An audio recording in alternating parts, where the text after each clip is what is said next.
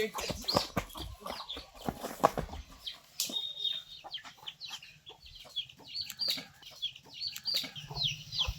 যে দেখতে পাচ্ছ এর ভেতরেই আছে মুরগি, ঠিক আছে। এবার আমরা মুরগিটাকে ধরবো, অনেক কষ্টের পর মুরগিটাকে আমরা এর ভেতরে বন্ধ করেছি। নমস্কার বন্ধুরা, আজকে চলে এসেছি আমাদের নতুন আরেকটা ব্লগ নিয়ে। তো অনেক খোঁজাখুঁজির পর একটা দেশি মুরগি পেয়েছি। এই দেখুন, একদম দেশি।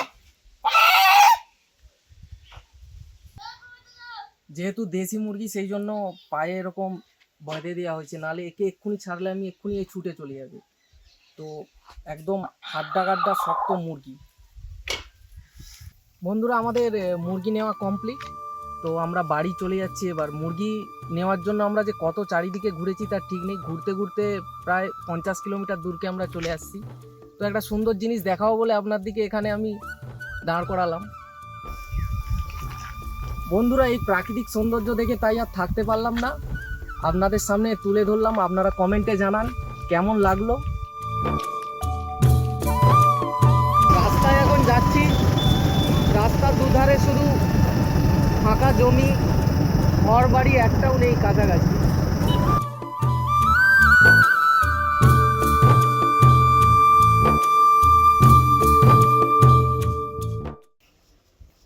বন্ধুরা, কালকে যে মুরগিটা নিয়ে এসেছিলাম সেটা আজকে আমরা আপনাদের রান্না করে দেখাবো। তো আমরা এখানে একটা পরিত্যক্ত বাড়ি একটা দেখতে পাচ্ছেন, তো এটার উপরে আয়োজন করেছি। অত্যাধিক রোদের কারণে উপরে তিরপল দিয়েছি, গাছের এই ভিউ আছে, দেখতে পারবেন আপনারা। প্রথমে হাঁড়িতে আমরা ভাতটা রান্না করে নিচ্ছি, আর এদিকে কাটাকুটি আমাদের হচ্ছে। বন্ধুরা সবাই আছে, সাহায্য করছে, সব কিছু ব্যবস্থা করেছি। আর মাটির উনুন নিয়ে এসেছি রান্না করবার জন্য। তো আপনারা দেখতে থাকুন আর নিচে কমেন্ট করতে থাকুন। দেশি মুরগি রান্নার জন্য যা যা প্রয়োজনীয় উপকরণ লাগবে, তো সেগুলো আমরা একে একে ছাড়িয়ে নিচ্ছি। আমি এদিকে রসুন ছাড়াচ্ছি, আর ওদিকে মাদল পেঁয়াজগুলো কেটে নিচ্ছে।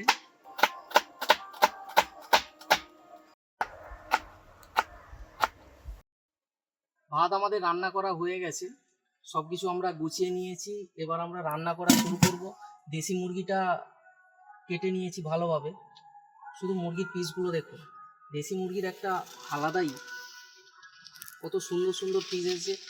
মুরগি রান্না করার জন্য আমরা প্রয়োজনীয় জিনিসপত্র সব কেটে নিয়েছি। এখানে আছে পেঁয়াজ, টমেটো, ধনেপাতা, আদা, রসুন, কাঁচা লঙ্কা, আর এর সঙ্গে আমরা কিছু আলু দিয়ে দেবো, ভাত খাওয়ার জন্য সুবিধা হবে। তো আমাদের সঙ্গে থাকো আর দেখতে থাকো আমাদের রান্না। এরপর আমরা রান্না শুরু করে দেবো এক্ষুনি। এবার কেটে রাখা আলুগুলো কড়াইয়ের উপর দিয়ে দেবো। আলুগুলোকে আগে ভালো করে ভেজে নিতে হবে। সব আলুগুলো একে একে করে দিয়ে দিচ্ছি।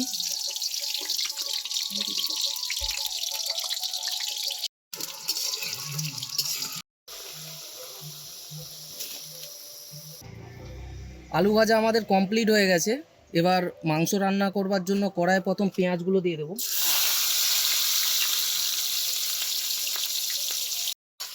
পেঁয়াজটাকে এবার আমরা লাল লাল করে ভেজে নেব। পেঁয়াজটা আমাদের লাল লাল করে ভাজা প্রায় কমপ্লিট। এবার কড়াইয়ের মধ্যে আমরা আদাটা দিয়ে দেবো। আদাটা দিয়ে এটার সঙ্গে ভালোভাবে মিক্স করে নেব পেঁয়াজের সঙ্গে, যাতে ভালোভাবে দুটোই ভাজা হয়ে যায়। আদাটা ভাজা হয়ে গেছে, এবার আমরা কড়াইয়ের মধ্যে রসুনটা দিয়ে দেবো।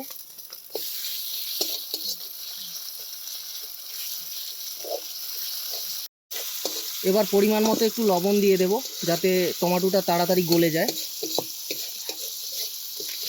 এবার পরিমাণ মতো হলুদ গুঁড়ো দিয়ে দিচ্ছি। এবার পরিমাণ মতো লঙ্কা গুঁড়ো দিয়ে দিচ্ছি। এবার দেশি মুরগিটা দিয়ে দিচ্ছি কড়াইয়ের মধ্যে। ভালো করে নেড়ে নেব ওখানটা।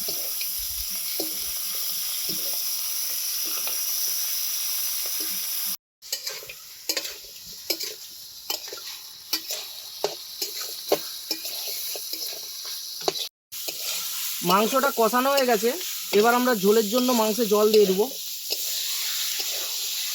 বাস বাস বাস,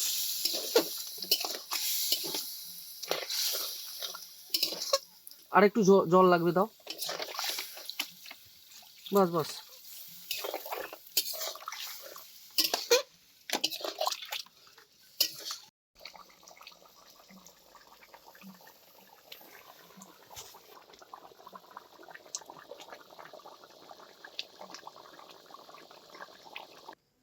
আমাদের রান্না কমপ্লিট। এইবার একটা খেয়ে দেখবো কিরকম রান্না হয়েছে। এক পিস মুখে দিয়ে দেখি।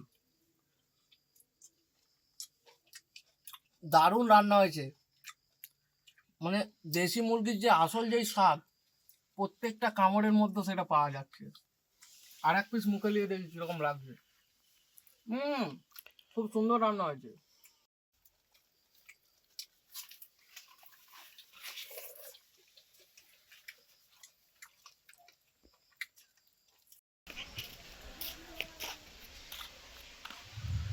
বন্ধুরা, আমাদের আগের ভিডিওগুলো ভালো ভিউজ আসছে, কিন্তু সাবস্ক্রাইব আসছে না। তো তোমাদের যদি ভিডিওগুলো ভালো লেগে থাকে, লাইক করো, কমেন্টস করো, আর নিচে বেল আইকন প্রেস করে সাবস্ক্রাইব করে দাও আমাদের চ্যানেলকে।